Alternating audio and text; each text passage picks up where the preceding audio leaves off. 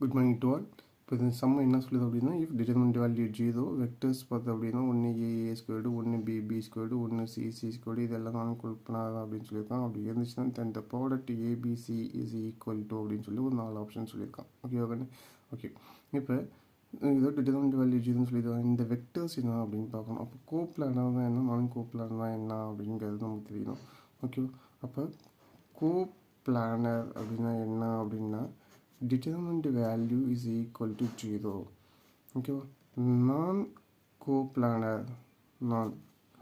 Coplanar அப்படின்னா determinant value is not equal to 0. இந்த ரெண்டு கண்டிஷன் நான் வச்சுக்கணும். அப்படின்னா என்ன அப்படின்னு நமக்கு தெரியணும் ஃபஸ்ட்டு. ஓகேவா? அப்போ தமிழில் சொல்லணும்னா ஒரே தளத்தில் அமைவது. இதுக்கு வேணும் ஒரே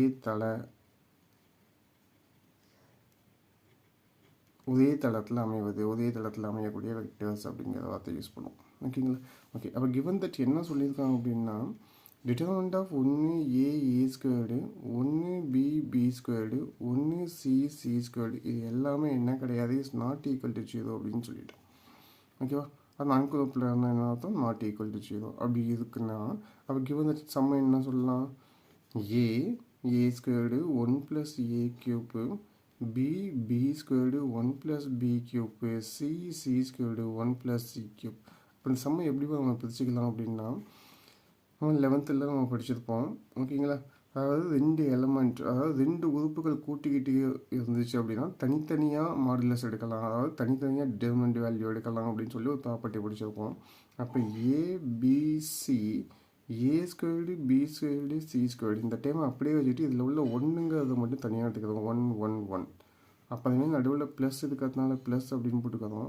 திரும்ப என்ன இருக்குன்னா ஏபிசி, இங்கே A squared, B squared, C squared, திரும்ப இங்கே என்ன இருக்குது A cube, B cube, C cube. ஓகேங்களா? Okay ton.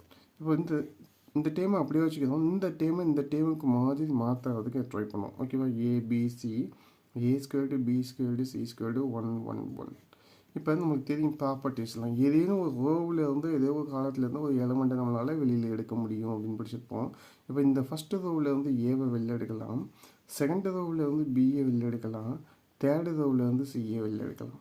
அப்படி எடுத்துகிட்டு ஏவை வெளில எடுத்தாச்சு. அப்போ 1 ஏ ஸ்கொயர்டுன்னு திரும்ப கிடைக்கும், இங்கே 1 பி ஸ்கொயர்டுன்னு கிடைக்கும், இங்கே 1 சி ஸ்கொயர்டுன்னு கிடைக்கும்.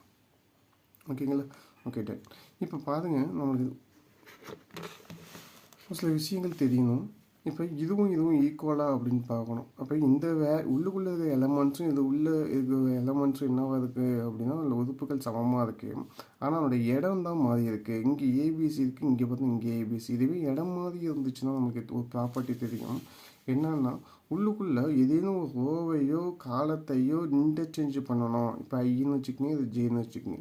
அப்படி இன்டர்சேஞ்ச் பண்ணணும் அப்படின்னா நமக்கு என்ன ஆகும்னா அவருடைய வேல்யூ என்ன பண்ணாது, வேல்யூ மாறாது. பட் எது மாறும், சைன் மட்டும் மாறும் அப்படிங்கிற கண்டிஷன் நமக்கு தெரியும். ஓகேங்களா? இப்போ ஃபஸ்ட்டு இந்த டேம் மீது இதை மாற்றுறதுக்காக நான் என்ன பண்ணுறோம் அப்படின்னா இந்த டேமை ஏ ஸ்கொயர்டையும் ஒன் டைம் மாற்றிக்கிறோம். அப்போ ஏ ஸ்கொயர்டு இங்கே வரும், A1, அப்போ இங்கே ஒரு மைனஸ் கிடைக்கும். ஓகேங்களா? திரும்ப என்ன பண்ணுறோம், இது ரெண்டத்தையும் மாற்றிக்கிறேன். அப்போ ஏ ஸ்கொயர்டு 1, அப்போ இங்கே ஒரு மைனஸ் கிடைக்கும். அப்போ மைனஸ் இன்ட்டு மைனஸ் என்ன ஆகிடும் அப்படின்னா ப்ளஸ் அப்படின்னு ஆகிடும். ஓகேங்களா? ஸோ அப்போ இந்த டைம் எப்படி மாற்றிக்கலாம்னா A B C A squared, B squared, C squared 1 plus ABC.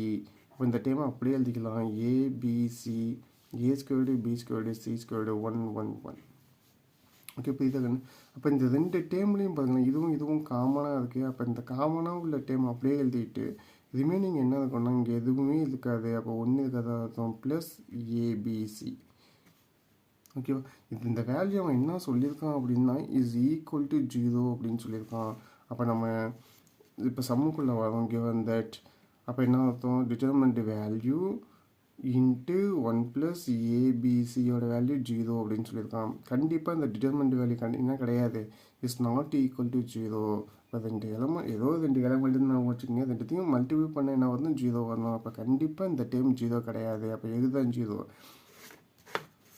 1 + ABC is equal to 0 அப்படின்னு தெரியும். அப்போ ஏபிசியோட வேல்யூ +1 அந்த பக்கம் போனால் -1 அப்படின்னு கிடைக்கும். ஓகேவா? அப்போ ஏபிசியோட வேல்யூ தான் அவன் கேட்டிருக்கான். அப்போ ஆன்சர் என்னது? -1. ஆப்ஷன் பி சரியான விடை. ஓகேவா? Thank you all of you.